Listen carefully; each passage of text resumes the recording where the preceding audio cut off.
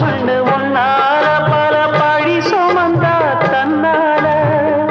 பாவம் பழி முன்னால வந்து படருதையா தன்னால கஷ்டத்தை மட்டும் தூக்கி சுமக்கும் கண்ணீவதா சின்ன மகதா உத்தமி நிலவே வந்ததென்று நெய் விளக்கை அணைப்பேனா நெய் விளக்கு போதும் என்று நிலவை தான் வெறுப்பேனா பிடிவரை நடவினிலே